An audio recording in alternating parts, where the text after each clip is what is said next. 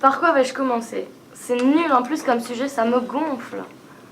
Ça y est, j'ai trouvé. Eureka. Je vais tous les avoir.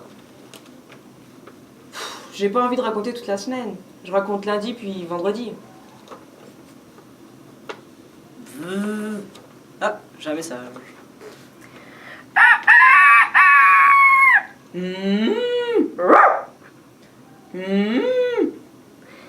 Pourquoi je pense à ça? Bon, ensuite.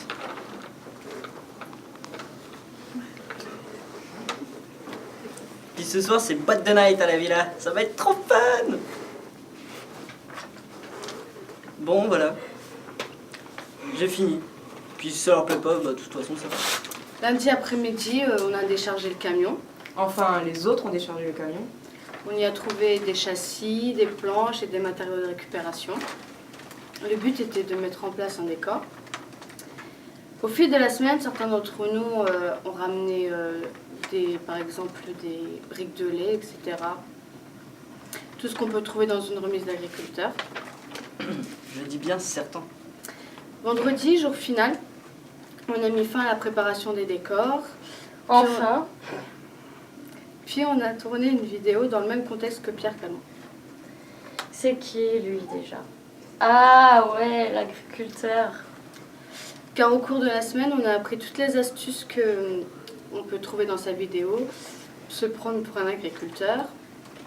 Tiens, comme si on n'avait pas déjà assez au lycée. S'inventer une façon d'être, une personnalité. Puis faire les pensées de quelqu'un. Avant que cette semaine débute, je savais pas trop à quoi m'attendre. Enfin si, je savais déjà qu'il n'y avait pas cours. Je pensais que nous allions seulement faire de l'animation, des vidéos et du décor. Ah, et du théâtre aussi. Bon, tant pis. Aujourd'hui, maintenant que la semaine est passée, je pars avec un bon état d'esprit, une bonne vision du festival excentrique et de ce projet.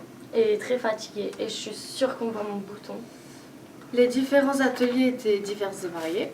Et même les agriculteurs. Ils m'ont permis d'acquérir de nouvelles connaissances. Ou pas. Bonjour, moi c'est Pierre Calmont.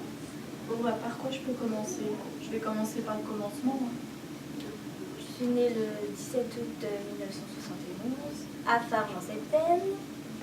Mon père et mon grand-père étaient agriculteurs et de temps en temps c'était pas pareil. Qu'est-ce qui fait chaud dans ce tracteur? Ce n'est point facile. Je la poussais avant le tête. Les tracteurs étaient moins modernes, il n'y avait pas de climatisation, d'autoradio.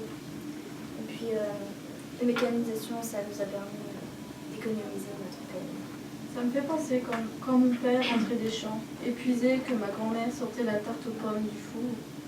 Tu vas sentir, tu vas voir, tu vas sentir la pâte en train de dorer, l'odeur qui sort du four. C'est bon mais c'est chaud. Ma grand-mère vivait avec nous. Elle s'occupait de moi et de mes frères. J'étais vraiment proche d'elle. Elle m'a appris à lire et à écrire. Je me souviens du petit nom qu'elle me donnait. Mon petit Jalais, va donc chercher un œuf au poulailler. Elle nous cuisinait des bons petits plats. Mon père, il avait beaucoup de travail dans la ferme. Ma mère allait aider dans les champs avec les animaux. Et puis, du coup, elle passait pas beaucoup de temps avec nous.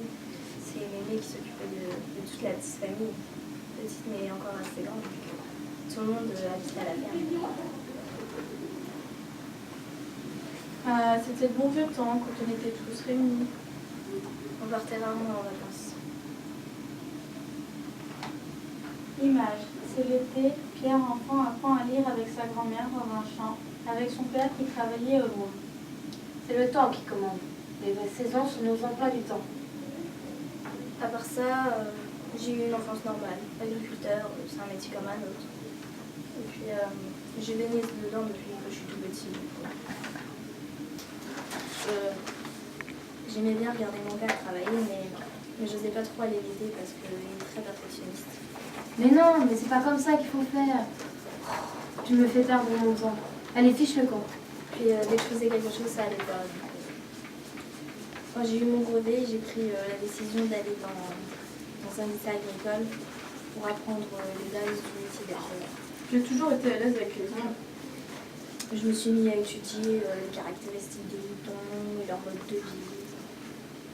Image. Pierre observe les moutons en cachette. Et puis quand j'ai eu mon bac, mes parents étaient fiers de moi. Ils prenaient de l'âge et moi de l'expérience. Image. Pierre, jeune adulte, fait la tonte des moutons avec son père. Et puis quand je me suis installée à la mort de mon père, j'ai repris l'exploitation. Au début, ça a été dur. Il était plus là. C'était un bon agriculteur. Alors,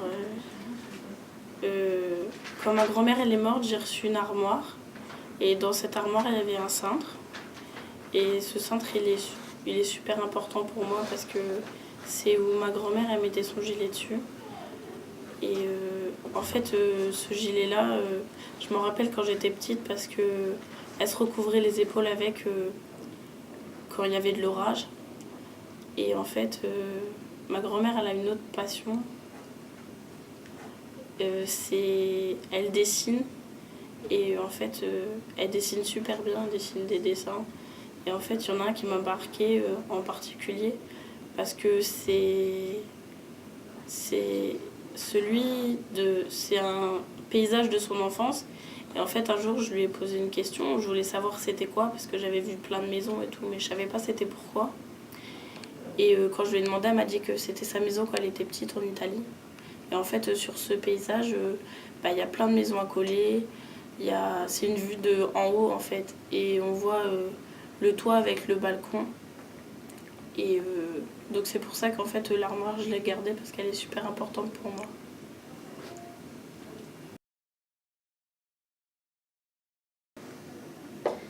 Alors je suis une brique de lait.